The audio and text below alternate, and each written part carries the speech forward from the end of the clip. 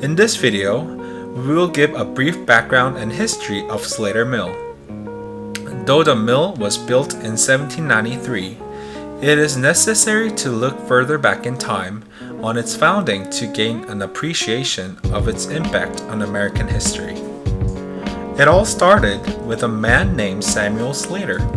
Slater was born on June 9, 1768, in the English village of Belper. In 1782, when Slater was just 14 years old, he got a job at a new mill just a mile away from his family's farm. The new mill was opened by Jedediah Strutt, a friend of Slater's father, and Richard Arkwright, who invented the water-powered spinning frame in the 1760s. Arkwright's spinning frame was much more technologically advanced than the spinning jenny used throughout England and allowed for the spinning of cotton at an industrial level.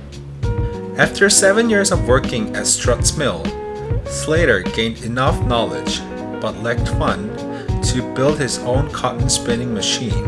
However, a bounty of 100 English pounds had recently been paid to the designer of cloth-making machine in America.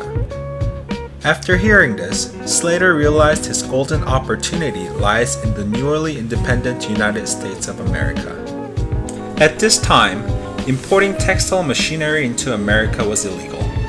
However, being a factory manager, mechanical genius, and a spy, this was no impediment to Slater.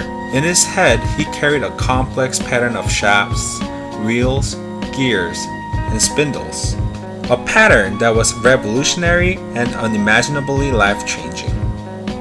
Slater brought with him to America the secrets of making cotton thread quickly and cheaply by a machine. In 1783, Slater arrived in New York City. He later picked up work under Moses Brown, a wealthy merchant in Rhode Island. During his employment, Slater made many improvements to Brown's poorly made, outdated machinery with help of a mechanic named Osiel Wilkinson and his son. In April 1790, Slater started a new firm with Moses Brown, Brown's son-in-law, and Smith Brown.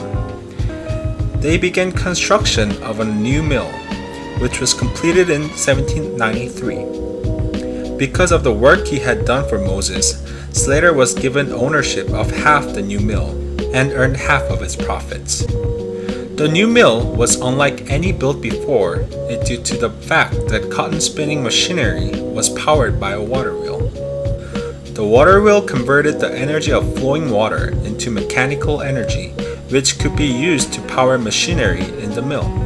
This significantly reduced the cost of producing cotton yarn. Also, in 1795, Slater began hiring children to work in his mill like his experience in England. Children were ideal employees at the mill because their small hands were best for working in the fast-moving machinery, and they worked for lower wages than adults.